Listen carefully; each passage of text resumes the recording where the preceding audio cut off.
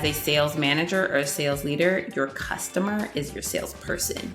So when you're thinking about what the voice of that customer is, it is literally what you just said. It's what I need to show up and be the best me.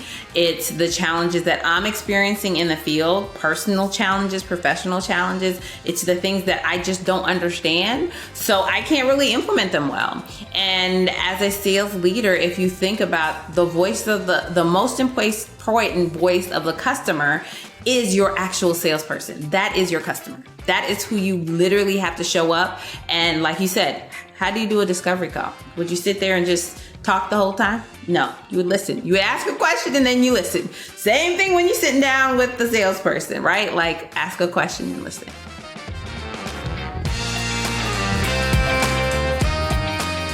Hi, friends.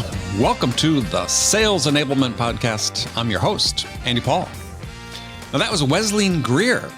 Wesleyne's the founder of Transformed Sales, as well as host of her own podcast called the Transformed Sales Podcast.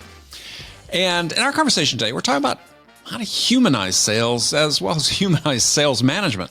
So we start by examining the question, are salespeople overtrained, and what that means for the development of sellers and the way that they can help themselves win more business. Then we focus on a critical issue for the development of sales leaders, which is learning to pay attention to what's going inside, understanding your own stories and examining your own belief systems and what that means for your own progress, as well as developing the people that work for you. So we also got to know why you not only have to pay attention to what's inside, but you also have to go talk to your buyers and see what they see, right? So often in sales, we've set up training objectives that are divorced from what our buyers really need from sellers in order to help them make their decisions. So again, all this and much, much more. But before we get to Wesleyne, I want to remind you to subscribe to this podcast on iTunes, Spotify, or wherever you listen to podcasts. So thank you for your help with that. And let's jump into it with Wesleyne. Wesleyne, welcome to the show.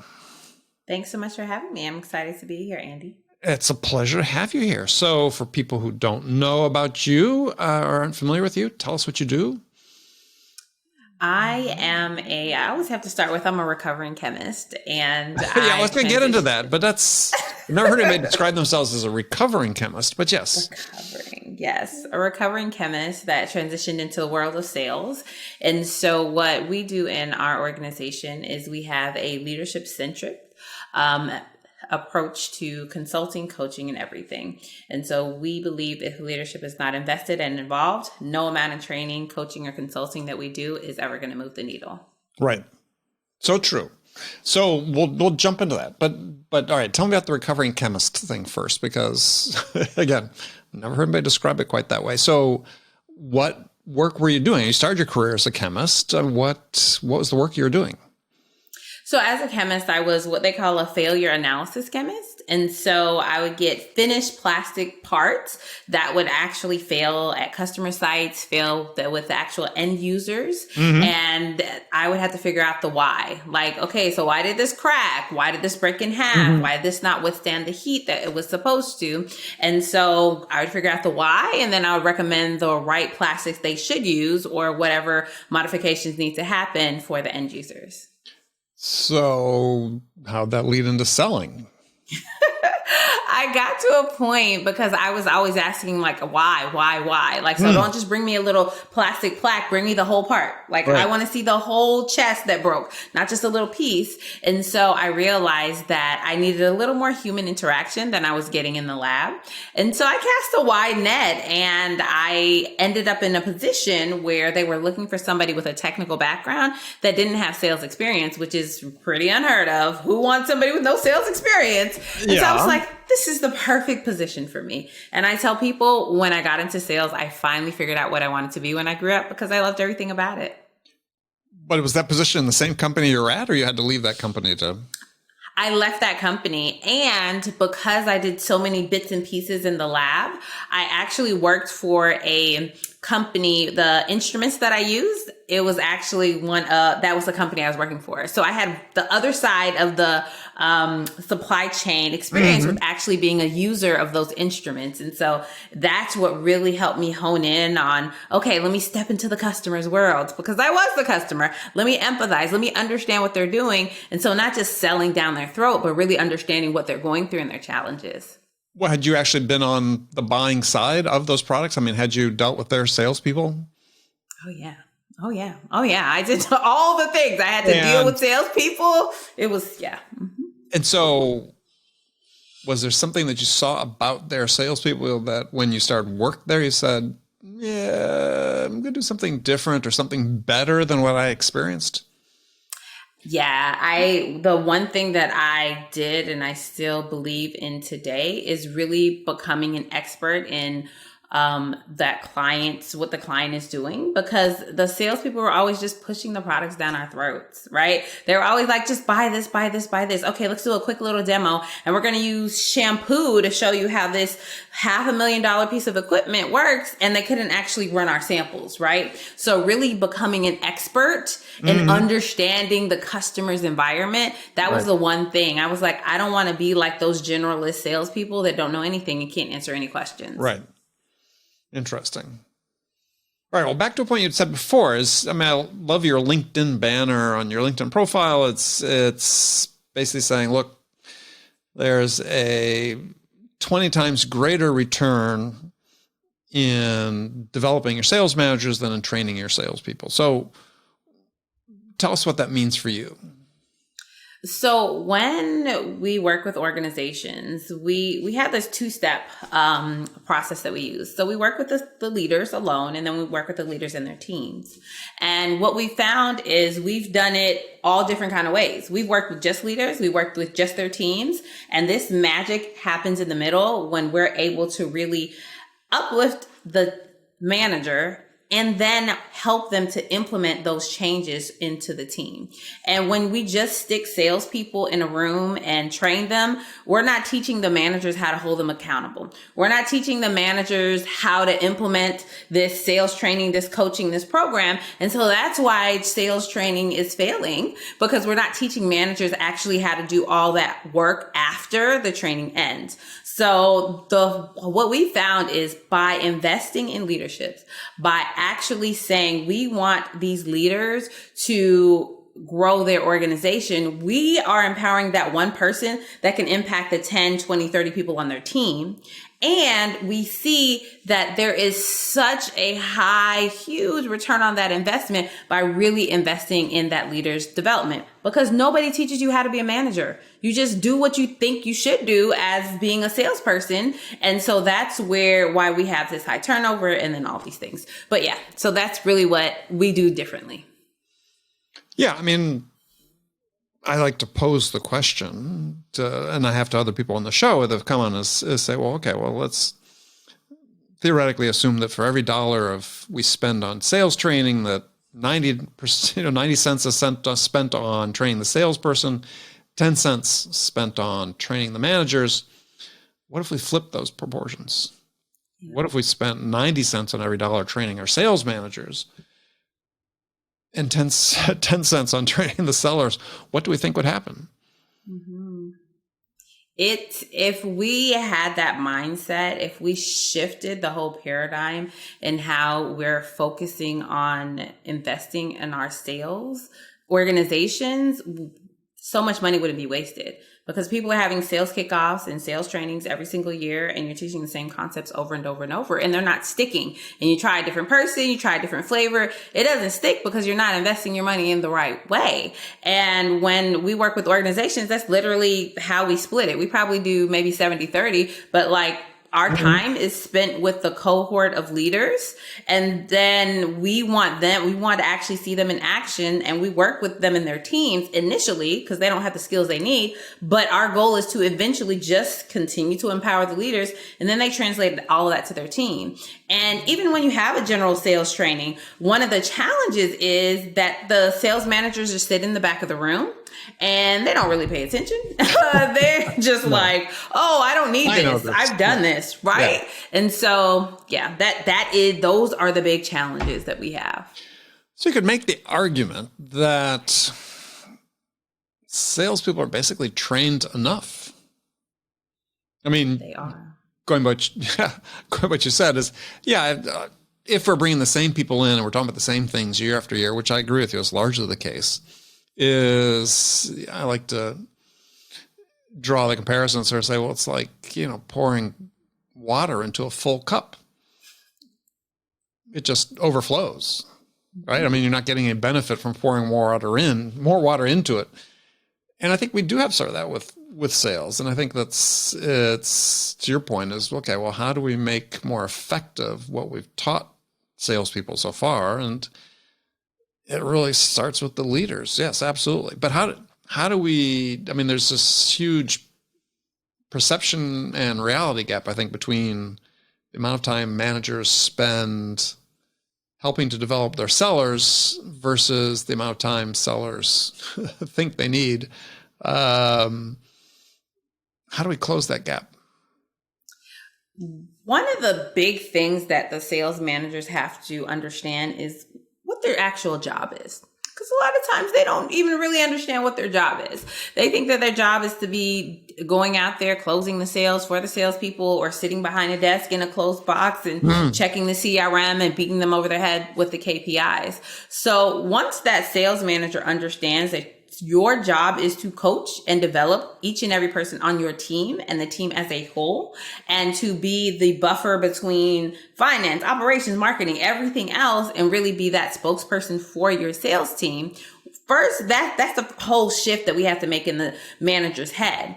And when we make that shift in the manager's head, we have to empower them to tell their leaders, hey, I know that this is important to you, but my team right now, we are struggling with this, and I need to build them up before we can accelerate. Right. And so really empowering that manager to have that voice, to advocate for themselves up, down, and across is really key. And then when you think about the salesperson saying, hey, yes, I want to do this one-on-one with my manager. I want to do this. I want to do that. They need to find value in it. If they go and they sit in a one-on-one and you just pull up the CRM and you're just beating them over the head with the CRM and telling them what they're not doing, and they're not hitting quota, and they're not making enough calls, and they're not doing enough demos, they don't want to do that. But if they come out of every single one-on-one and every single meeting with something to make them a little bit better, they'll look forward to that. And it really opens up the lines of communication between the seller and the manager. So one of the skills that seems to be missing in how we enable managers is this idea of how do you have these conversations that are about, I call them development conversations. How do you have these development conversations with your sellers that have value for them, but actually have value for both parties, but specifically for the sellers. But they're not about your activity. So I call this, and I coined this, I call it behavior-based skills development.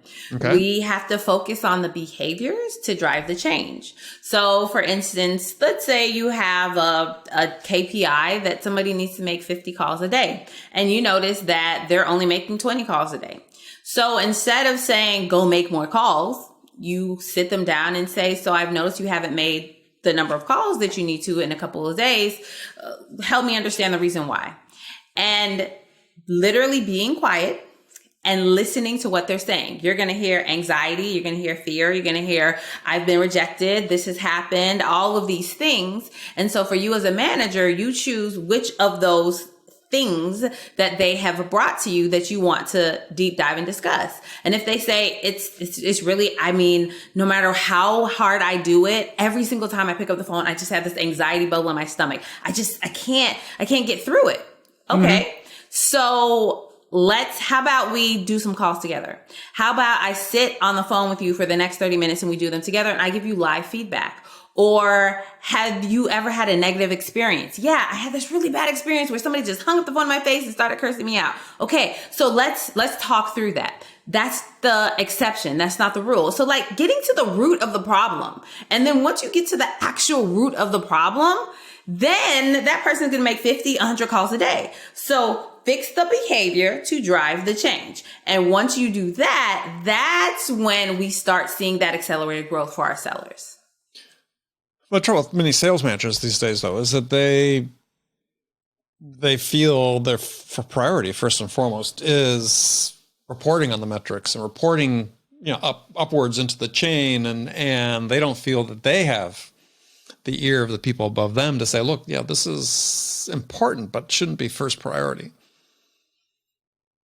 I call that managing up. Mm-hmm. That is a key part of what a sales manager has to do. They have to manage down, which we've talked about a lot. They have to also manage up. And so when you're within an organization and your leadership is saying, I need you to do all of these things that you feel are unrealistic or that are hard, you're like, okay, great. I can absolutely do all of those things. However, I need another person. There aren't enough hours in the day for me to do that. Or I understand that. However, your expectations are unrealistic because 1, 2, 3 things, right? And having that fortitude, having that confidence to have that conversation with your manager is really hard. It's hard to push back on the person who literally determines your destiny, but you have to be able to have those conversations with your manager to let them know that, hey, what you're asking is unrealistic. And also you need to be a little bit vulnerable.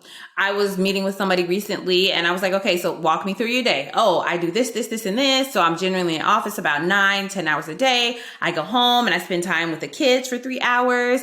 And then I pick the computer back up at about 8:30, 9 o'clock and I work until midnight. And I'm like, and when do you spend time with your wife? And he just looked at me like, and so what I do is I help people understand what is important in your life and what things do you need to push back on a little bit so you can get some of your time back. And many times what's happening to sales managers is they're spending their time in the wrong areas. So it's not that they're time poor, it's that they're just not spending their time doing the right things. And maybe they don't know how to do those things right. And so they spend so much time trying to understand and figure it out on their own. So, other than coaching their people, what are the top 3 or 4 things they should be spending their time on? So coaching your people is absolutely the number one thing that you need to be doing. You also need to be playing an active role in, I call it, different industries. I come from this more outside field sales world. Right. And so I call it ride-alongs, right? Sure. In the SaaS world, Virtual, maybe right. You're listening to calls, right? Yep. But you need to physically be out in the field with your people, right? So living in their world. So, coaching, being in their world, and you need time to think strategically, right? How am I going to strategically grow this business? Is it about having more people? Is it about developing our skill set? Is it about me talking to engineering because we're really having a lot of failures in the fields with this one thing and it's preventing us from growing and selling more things? So having the ability to be a strategic thinker and a visionary is a key part of what that sales manager should be thinking about. Now, an idea I've had that I've talked about before is I'm thinking, well, why shouldn't we just have a new role in sales? And it's not necessarily new. There's some companies that do this, but it's a coach. Yeah, this person's job is purely about behavior change and performance improvement, one-on-ones. They're not the manager, but they are somebody who's trained in this idea of how do you have performance improvement. Could you split that up? And I think it really depends on the type of organization.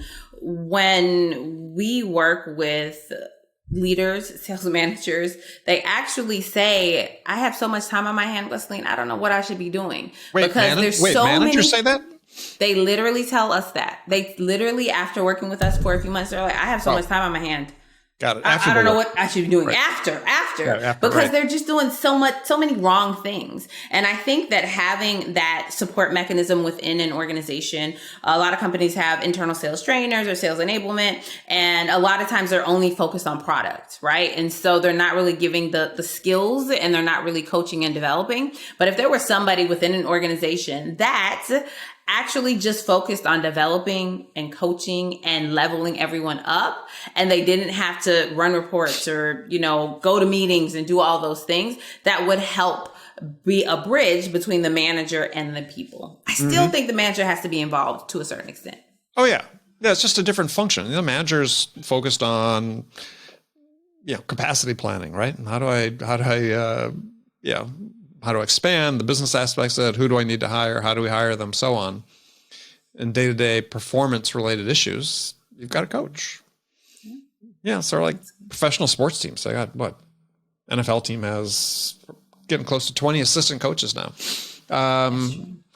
Seems like, I don't know if I want with that model with that many, but I mean, it certainly seems like a model perhaps that could have some relevance to sales. Now you've recently written something that said to excel in B2B sales, you must humanize your sales approach. And as you might expect, I agree with you on that. It's just wrote a whole book on that. But what does humanize mean to you? So being a human to me is sitting down in front of a prospect and not looking at them like they're dollar signs, or not looking at them like they're just your path to hit quota next like they're like their target. Right. It's really being a human. And what do we do as humans? If I am a human and I go to a restaurant and I sit next to someone I don't know at a restaurant, I say, "Hey, how are you today?" And I listen to what they are telling me, and I'm not trying to think about my next question or trying to do a gotcha or saying, "Okay, now when can I have this next meeting?" Right. I am literally listening to them. So being a human being is literally being your natural self that you are when you're outside of work and you think you don't have to put on airs, and really having the ability to empathize and listen actively to whoever is sitting in front of you, and not always thinking about what's next or what to do next or how am I going to close this deal or what's that next thing, but focusing on the human being who's across the table from you. So why does that seem to be so hard for so many sellers? I mean, I think this is sort of the gap that exists between what buyers need from sellers and what sellers are giving to buyers. And I think it becoming more acute and more necessary going forward, because this is the basis on which you build trust and credibility, which is, extremely hard to do business with someone with absent those. Is it just that sellers are trained, as you said, sort of think of the buyer as a target, or, trained purely to think about their process and what they need as opposed to what the buyer needs? Rolling back to the internal resources that companies have, a lot of times they have internal sales training or sales enablement, and they teach these new sellers the product. Nobody's actually teaching people how to sell these days. And so what they're doing is either they're going off their own gumption, their boss is telling them, well, this is what worked for me and this is how I did it, so you do the same thing I did and that's going to work for you. Or they're just on the internet and they're just like searching. And it really breaks my heart how many programs there are out there for individual sellers to dig into their pocket just to learn how to sell. Like, to me, that is just a huge disservice. And I just think that nobody's teaching them what to do. And so they don't know what to do. And they also have the pressure from their boss telling them, I need you to hit these numbers. Oh, it's the 14th of the month, you're behind. So I need you to get out there and I need you to go harder, harder, harder. And so they have what I call quota breath, and they're just focusing on hitting that number.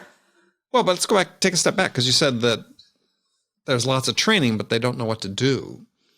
So again, where's the disconnect? Because I happen to agree. I a few years ago had a client call me up and said, yeah, we just went through a long sales training program with a company I won't name, but a well-known sales training company.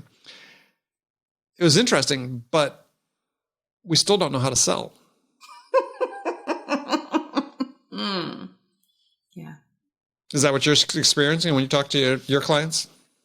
Absolutely. I see, I 100% believe that sales training doesn't work because it's really hard to just stick people in a room and expect them to come out and be like fixed, right? And Well, it doesn't work not because of the content, but because of the way it's presented, or is it both?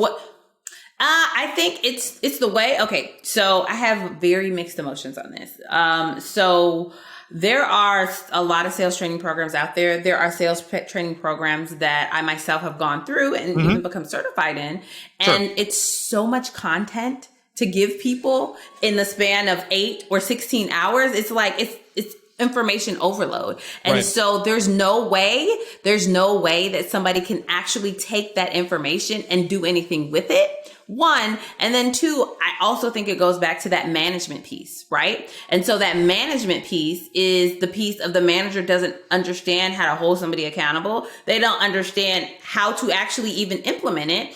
And when we are taking, I always try not to use names of programs because there are some programs that I'm very much against because of the way that they teach people to just be in this box. And I want you to be just like this in this little box. And everybody has to sell the same way. The same way, right. There's a lot of them like that. I mean, as I mentioned in my most recent book, there's not just one way. In fact, I would say that there's 5 million salespeople in the world. There's 5 million ways to sell. Absolutely. Absolutely. And that literally is the disconnect. We are trying to make everyone sell the same way, do the same things. When I'm teaching or facilitating or doing stuff, I always give options. I'm like, you don't have to do it this one way. And I'm going to give you 2 ways to look at this, 2 different ways to think about this, to flip this coin. And literally, I just care about the results. Like your way to get there, it doesn't matter, but it's like those small bits. Well, yeah. I'm going to give you a little bit. And then I want to see that you have implemented it before we move on. Right. Like that is the way that adult learners learn. Like we don't learn by throwing a whole bunch of information down our throats. Yeah, no one does actually. So I know.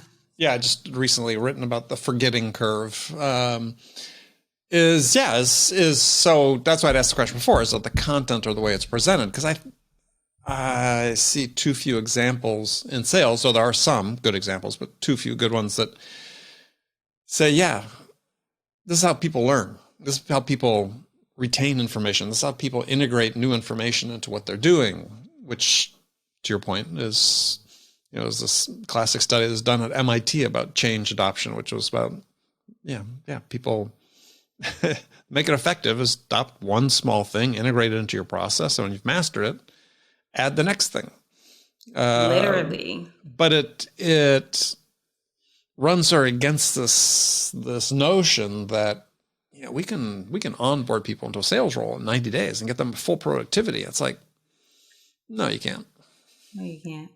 Yeah, and it goes against everything that a sales manager or VP of sales thinks, right? It's like, no, fast. I need everything fast. Like I cannot, you want to do a 6-month program? No, that's not going to work. 12 months. That's how long it's going to take for them to understand what they're doing. But I'm like, well, you don't how much money are you wasting? Because 75 to 80% of your team has no clue on what they're doing. And that in that 6 to 12 months, they still won't have any clue on what they're doing. So a lot of times you have to slow down to speed up. Right. And right now, one of the things that I'm seeing is a lot of companies, we're tipping into, recessionary territory. However, a lot of companies are still making money. And so they're still making money. And so they're not really peeling back the onion to see, like, one question I asked is like, oh, okay, great. You guys hit your quota. How many people made that up? So how many people actually hit their numbers? And of those people, they were 75% over their quota. Do you not see a problem with somebody being 175% of quota and somebody being at 50% of quota? Do you actually even care about the difference in those two individuals and how that one person can leave and take a huge chunk of your business? And so really getting sales managers, VP of sales, all the way up the chain to understand that if you don't focus on this small, bite-sized learning, if you don't allow people to absorb it, try it, chew on it, and then move on to the next thing, you're never going to drive change. I was working with a manager recently, and we were talking about what the one-on-one needs to be like with her employee. And she was like, okay, so every week I have my one skill that we're going to work on, the one thing that we're going to go on. I said, yes, you have it planned. However, if they come back and they have not mastered the skill from last week, we need to reteach it and we need to retest it. Like literally, that is how we have to do it until it sticks. And then we move on.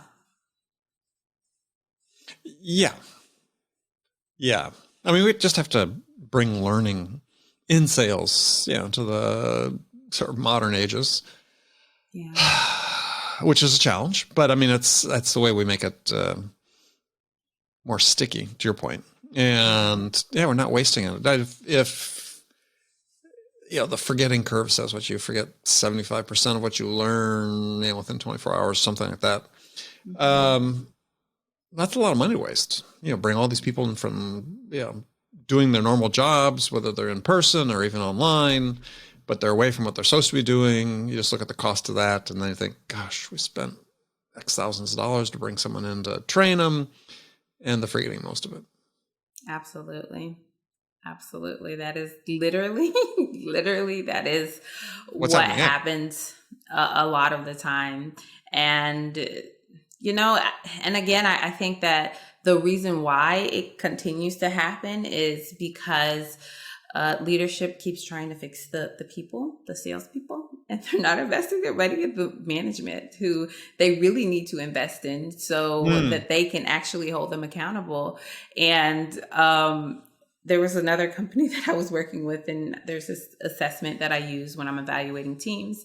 And I'm like, yeah, so your managers are all really, really good with technology. Like they scored really high, but the salespeople are like single digits, bottom of the barrel. What is going on there?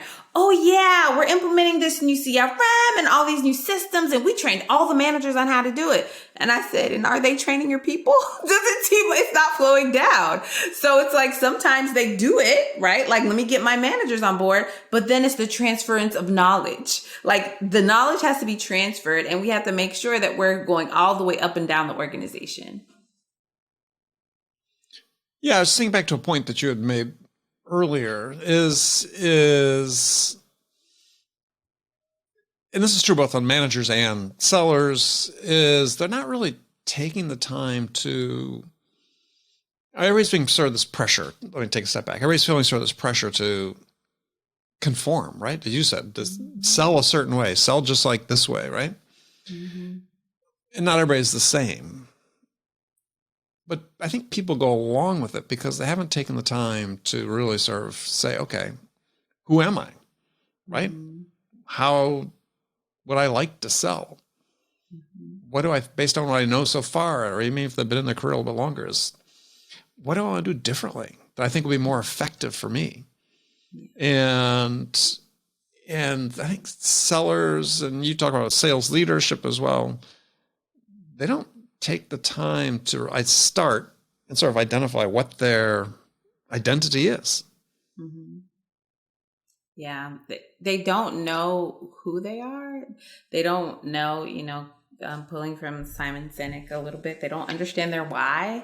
They don't understand even one of the key things that salespeople don't do is they're not setting goals. They don't know, like, yeah, I just want to make a lot of money, but why do you want to make a lot of money? Do you want to buy a house? Do you want to send your kids to college debt free? Do you want to pay off your mom's house? Like, do you want to go on vacation? Do you just want to have money in the bank? Like, what is your motivation? And then even having the sales managers align whatever they're talking about. Like, okay, make those 50 calls because remember, you need to save $1,000 this month so you can be closer to paying your mom's house off, right? So even really understanding, going back to that human to human element, really helping people understand that, like, everybody who's in sales, yes, we make money, we make commission, but the money is not what drives us. It's what the money does. Like, how am I going to use this money? What is going to happen with that? And then take all of this information overload that we have, making sure that we're getting the right information when we need it. Because if you're sticking people in a room and you're going to teach them this amazing prospecting methodology that everybody needs to learn how to prospect better, but if you really dig into your data, you guys have more than enough leads, you're not converting.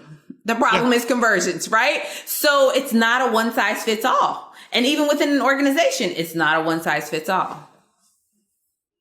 But I think that is the challenge. One of the real challenges for leadership, and you were just sort of addressing it, is as I say, the role of a leader in sales is really the same role as a seller. Yeah, I think a seller's job, fundamentally, a job of a seller is to listen to your buyers, understand the things that are most important to them in terms of the challenges they face and the outcomes they want to achieve by addressing the challenges, and then help them get that. And that's the same job of a sales leader, is to listen to your sellers, understand the things that are truly most important to them in terms of, the challenges they face and the things they're trying to achieve in their life and their career, and then help them get that. Absolutely. And if you think that's your focus as a sales leader, then you will experience greater success, because you'll have people who are inspired by you, who trust you, that want to work for you. You'll be building a team that's more cohesive and coherent. It has nothing to do with the numbers. The numbers will come. You'll hit the numbers if you do these other things. They absolutely will. Many times in sales, a concept that we talk about, or people will talk about or preach or teach, is the voice of the customer, right? And I was thinking about this concept recently, and as a sales manager or a sales leader, your customer is your salesperson. So when you're thinking about what the voice of that customer is, it is literally what you just said. It's what I need to show up and be the best me. It's the challenges that I'm experiencing in the field, personal challenges, professional challenges. It's the things that I just don't understand, so I can't really implement them well. And as a sales leader, if you think about the voice of the most important voice of the customer is your actual salesperson. That is your customer. That is who you literally have to show up. And like you said, how do you do a discovery call? Would you sit there and just talk the whole time? No, you would listen. You would ask a question and then you listen. Same thing when you're sitting down with the salesperson, right? Like, ask a question and listen. Yeah. Yeah. It's funny. The challenge is, it's just having an interview right before you and I spoke, a couple authors, Matt Dixon, Ted McKenna, written this really interesting book called The Jolt Effect. New perspective on an existing challenge, right? It's like, there's nothing really new in sales. We know what the issues are. We know what the challenges are. We know the weak points are. Sometimes we need new perspectives to help us appreciate them. And I think this is one of those areas in terms of what is the role of a sales leader. And I wrote about in my book, Sell Without Selling Out, is sales leaders have a choice. I mean, or managers have a choice. You can become a sales leader, or you can be just a sales boss, right? Yeah, and there's a difference between the two. The boss is what you've described, right? It's just somebody that's focused on the numbers and really is focused on themselves, because they're focused on numbers. They're really focused on themselves, as opposed to the leader that's trying to build that trust, to make sure they really understand the people that work for them, and inspire them to work together. Yeah, I completely agree. You have a decision to make. The power is literally in your hands.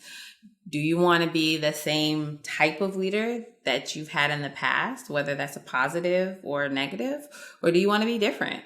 And it is important to be the change you want to see. It is not okay to say, well, my boss never did that. I never got that support. No one ever went on ride-alongs with me. No one ever did that with me. And so you're doing the same thing. That's not okay. It's just not okay. It's, if you've never been developed, if you've never had a good boss develop you and coach you and mentor you, then take time and develop yourself. Invest in your own development. Figure out and I like to say every coach needs a coach, right? I like to call them, you call them sales leaders or sales bosses. I call them a sales coach. I'm like, you need to be a sales coach. You need to be coaching your people. And so figure out how you can change that paradigm. Figure out how you can be better than the last bad boss that you had, how you can be the leader that people, doesn't matter how much money they get, they don't want to leave because you are so magnetic, right? Like that is the kind of organization, that is the kind of culture you want to drive within the company or within your team. Yeah. And if you're in a management role and you're not getting the support, you haven't historically gotten the support you think you need or the development, then leave. Go find this right situation, because success, I believe, is as much about the situation you put yourself in, right? Whether you're giving yourself the chance to bring the best you to bear. Hey, there are situations you'll get into. Doesn't matter how good you are. It's just not going to be a fit for you. Find something that's a fit for you. That's part of your responsibility. Absolutely. Don't stay in a bad situation just because you've been there or, you know, the compensation is good. You'll get money anywhere. money will follow you. But or you think you haven't been there long enough or whatever. If it's bad, it's bad. Yeah. Yeah. And when I get lots of messages from people because my content is pretty much in your face on LinkedIn, and I'm just telling people like it is. Mm-hmm. And I literally have gotten messages from people that say, Wesleyne, I did not know that I was in a toxic workplace until I started reading your post and seeing that, oh, my manager shouldn't be doing this. Oh, that's not okay. Oh, I should be getting support on this. And so if you feel like, if you're going to sleep and you're just stressed and you're anxious, or if you're trying to improve yourself and your team and your management is telling you, no, that's a waste of money, we're not going to invest in that, then that's not the place for you. So find some place that will appreciate what you can bring to the table. Absolutely. All right. We'll end on that. So, Wesleyne, thank you so very much for joining me. Thank you so much for having me, Andy. It's been a pleasure. So if people want to connect with you, what's the best way to do that? The best way to do it is on LinkedIn. So I'm just Wesleyne. Perfect.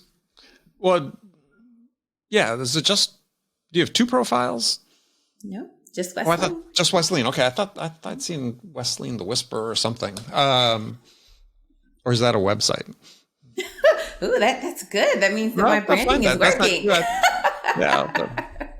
All right. So connect with Wesleyne on LinkedIn. Just ignore me and everything I was saying. Late on Friday, I'm rambling. So anyway, Wesleyne, thank you very much. Okay, friends, that's it for this episode. First of all, I want to thank you for taking the time to listen. I'm so grateful for your support of the show. And I want to thank our guest, Wesleyne Greer, for sharing her insights with us today. If you enjoyed this episode, please subscribe to this podcast, Sales Enablement with Andy Paul, on iTunes, Spotify, or wherever you listen to podcasts. So thank you for your help with that, and thank you so much for investing your time with me today. Until next time, I'm your host, Andy Paul. Good selling, everyone.